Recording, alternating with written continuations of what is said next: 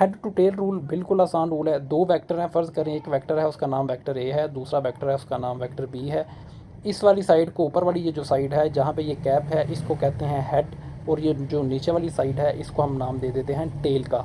ठीक है, तो head to tail rule, head to tail rule जो है वो हम इस रूल के तहत वेक्टर्स को ऐड करते हैं। किस तरह ऐड करते हैं, ये देखें वेक्टर ए इस डायरेक्शन में था, तो हमने जो है वो वेक्टर ए जो है इस डायरेक्शन में ले लिया, ये वाला, ये जो वेक्टर है जहाँ पे लिखा हुआ है। वेक्टर बी इस डायरेक्शन में था, वेक्टर बी को ले लिया, मतलब पहले वेक्टर का हेड, अगले वेक्टर की टेल, टेल इस पॉइंट को कहते हैं जो विदाउट कैप होता है जहाँ पे, तो इसको मिला लिया। अब इन दोनों को आपस में जोड़ देंगे, तो आर जो है वो रिजल्टेंट वेक्टर है। रिजल्टेंट मतलब इन दोनों को ऐड करके जो रिज़ल्ट आया वो resultant is equal to, resultant किसके इक्वल है, vector A plus vector B. तो इसको कहते हैं हेड टू टेल रूल, कि पहले वेक्टर के हेड को अगले वेक्टर की टेल के साथ मिला देना और बाद में उन दोनों को आपस में उनका रिजल्टेंट ले लेना, इसको कहते हैं हम हेड टू टेल रूल। तो यहाँ पे आपने ये जो है ये एमसीक्यूज़ के लिए आपने ये पॉइंट याद रखना है, vector addition is commutative. Commutative, इस कम्यूटेटिव प्रॉपर्टी का मतलब है कि A plus B is equal to B plus A. मतलब फॉर एग्जांपल अगर आप कहते हैं 1 + 2 तो ये कितना होता है 3, तो अगर 2 + 1 करेंगे तो वो भी कितना होगा 3 होगा। तो इसको कहते हैं कम्यूटेटिव प्रॉपर्टी, कि लेफ्ट हैंड साइड पर जो चीज़ें ऐड की हैं वो कितना जवाब आया और उतना ही किस पे आना चाहिए, राइट हैंड साइड पे।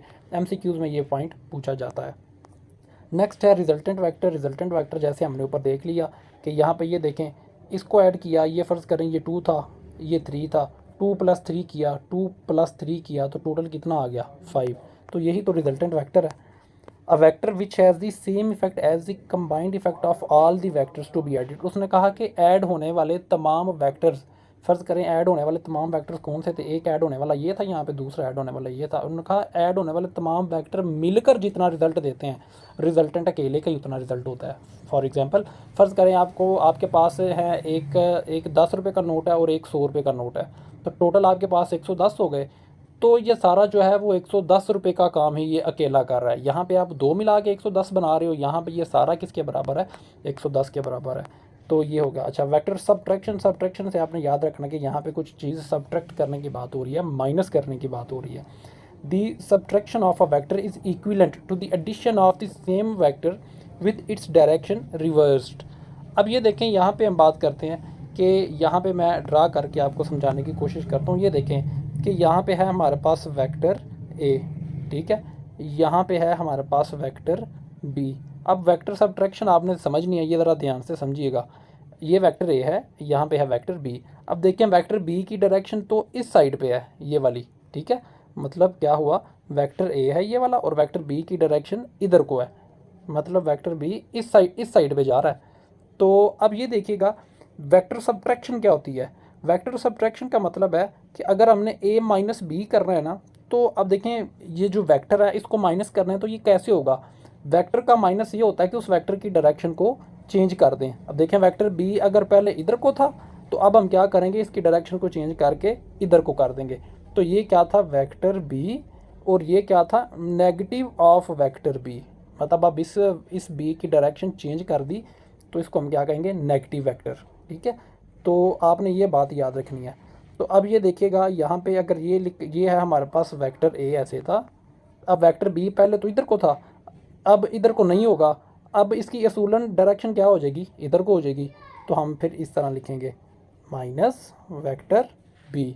तो यहाँ पे देखें, आपको इसी एग्जांपल के साथ इन्होंने तो समझाने की कोशिश की है। वेक्टर ए इधर ऊपर की तरफ है, वेक्टर बी जो है पहले उसकी डायरेक्शन इस तरफ थी, तो अब उसकी डायरेक्शन अपोजिट करके इधर कर दिया। तो अगर इनको ऐड करेंगे रिजल्टेंट कैसे बनता है, ये बेसिकली रिजल्टेंट ऐसे बनता है।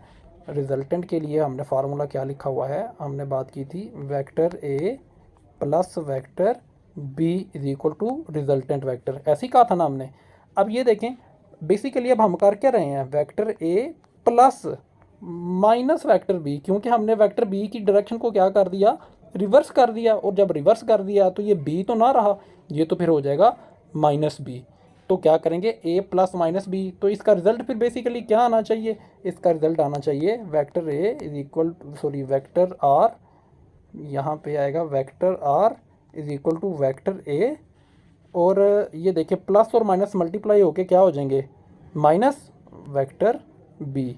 तो यहाँ पे बुक ने यही तो लिखा हुआ है, ए माइनस बी, तो हम भी किस रिज़ल्ट तक पहुँचे हैं, ए माइनस बी तक। क्लियर। तो ये चीज़ें जो है वो आपने यहाँ से कर लेनी है। इसके बाद जो है वो नेक्स्ट डेफिनेशन की तरफ चलते हैं। यहाँ से हमने इस कॉन्सेप्ट को भी देख लिया है। नेक्स्ट डेफिनेशन की तरफ हम चलते हैं। ये देखिएगा, ये देखें, vector A plus into minus vector B is equal to vector A minus vector B. यहाँ से आप देख लीजिए कि मल्टीप्लिकेशन ऑफ अ वेक्टर में क्या है, वेक्टर ए है उसको 2 के साथ मल्टीप्लाई कर देंगे वो 2a हो जाएगा। अगर उसको -2 के साथ करेंगे तो होगा तो -2a, लेकिन इसकी डायरेक्शन इधर थी, माइनस लिखने की वजह से उसकी डायरेक्शन क्या हो जाएगी, अपोजिट हो जाएगी।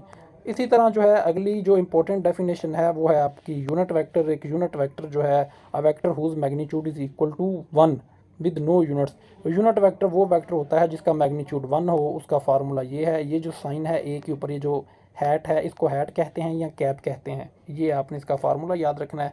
और ये आपने याद रखना है कि एक्स एक्सिस वाली तरफ हमेशा आई हैट यूनिट वेक्टर होता है। वाई की बात करेंगे तो उधर हमेशा हम बात करेंगे जे की, और जेड की बात करेंगे तो वहाँ पे हम हमेशा बात करेंगे के की। क्लियर। ये एमसीक्यूज़ में ज़रूर पूछा जाता है। एक्स के लिए आई, वाई के लिए जे और जेड के लिए के। उसके बाद नल और ज़ीरो वेक्टर की बात करें हैं, vector whose magnitude is zero. वो वेक्टर जिसका मैग्नीट्यूड क्या हो, ज़ीरो, वो क्या कहलाता है, नल वेक्टर। लेकिन आपने एक बात याद रखनी है कि ये लिखा हुआ है ज़ीरो वेक्टर, सिर्फ खाली ज़ीरो लिख देने से ये वेक्टर नहीं बनता। मतलब सिर्फ अगर आप ज़ीरो लिख दें तो आपको लगे कि ये नल वेक्टर है, नहीं, नल वेक्टर आपने इसके ऊपर इसका साइन, एरो का साइन ज़रूर लगाना है। चाहे इसके ऊपर लगा लें चाहे इसके नीचे लगा लें, ये नल वेक्टर की पहचान है। अगर आप ये एरो नहीं लगाएंगे तो इसका मतलब है आपने तो स्केलर क्वांटिटी लिखी है। अगर आप इसके ऊपर एरो लगाएंगे तो फिर ये वेक्टर क्वांटिटी बनेगी। तो ये पॉइंट आपने यहाँ पर याद रख लेना है। ये देखें, वेक्टर ए प्लस माइनस ए, इन दोनों को ऐड करेंगे तो वो क्या आ जाएगा, नल वेक्टर आ जाएगा। ये पॉइंट आपने याद रखना है। आर्बिट्रेरी का मतलब है अनडिफाइंड, मतलब हमें पता कोई नहीं है, मतलब इसकी कोई ना कोई डायरेक्शन तो है लेकिन हमें पता कोई नहीं कि डायरेक्शन कौन सी है। इसके बाद बात करते हैं इक्वल वेक्टर्स की। अच्छा, इक्वल वेक्टर में क्या है, यहाँ पे देखिएगा, the vectors are said to be equal vectors if they have same magnitude and same directions regardless of their initial positions. इस बात को आपने याद रखना है। ये 12 एमसीक्यूज़ में भी ये बात स्टूडेंट्स को कंफ्यूज करती है। अब देखें, the vectors are said to be equal vectors if they have the same magnitude and same direction. फ़र्ज़ करें इक्वल वेक्टर की अब हम बात करने लगे हैं, तो आप यहाँ पे ये देखें, फ़र्ज़ करें मैं आपको कहता हूँ कि ये हमारे पास एक सिस्टम है, ये एक्स एक्सिस है और ये हमारे पास वाई एक्सिस है। फ़र्ज़ करें मैं कहता हूँ कि एक वेक्टर ए ये है, वेक्टर ए है, ये क्या है, दूसरा जो है वो वेक्टर वो क्या है, वेक्टर बी यहाँ से शुरू हो रहा है, ये वेक्टर बी जा रहा है, और तीसरा एक वेक्टर है ये इसका नाम क्या है, वेक्टर सी। ठीक है, ये 3 वेक्टर्स हैं। अच्छा, अपनी आसानी के लिए पहले हम ना 2 को कंसिडर कर लेते हैं ताकि यहाँ पे ये जो है वो गंद ना पड़े। दो को पहले डिस्कस करते हैं।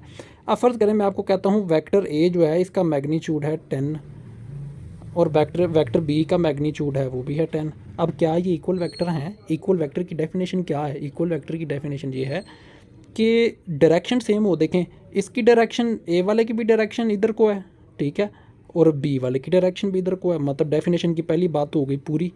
फिर दूसरी बात उसने क्या की, उसने कहा कि मैग्नीट्यूड सेम होना चाहिए। मैग्नीट्यूड इसका क्या है, 10 है, इसका क्या है, 10 है। दूसरी बात भी पूरी हो गई।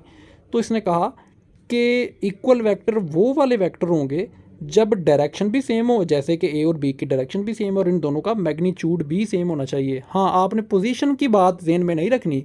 ज़रूरी नहीं है कि जिधर से ए शुरू हो रहा है बी भी उधर से ही शुरू हो, ऐसा नहीं है। 2 चीज़ें बस सेम होनी चाहिए। एक तो डायरेक्शन दोनों की सेम होनी चाहिए, और दूसरी बात क्या है कि वो क्या सेम होना चाहिए, दोनों का मैग्नीट्यूड सेम होना चाहिए। तो ये पहचान है किसकी, इक्वल वेक्टर्स की। तो आज के लिए बस ये जो सारी डेफिनेशंस हैं बस ये इनफ हैं। तो बाकी इंशाल्लाह ताला हम इस चैप्टर का जो है वो बाकायदा आगाज़ करेंगे कल से। तो इसी तरह जो है वो हम चैप्टर बाय चैप्टर इसको लेके आगे चलेंगे। तो आज के लिए बस इतना ही। अगर आपको वीडियो पसंद आई है तो इसको ज़रूर लाइक करिएगा, उस चैनल को सब्सक्राइब करिएगा। अपना ख्याल रखिएगा। Thank you so much. अल्लाह हाफिज़।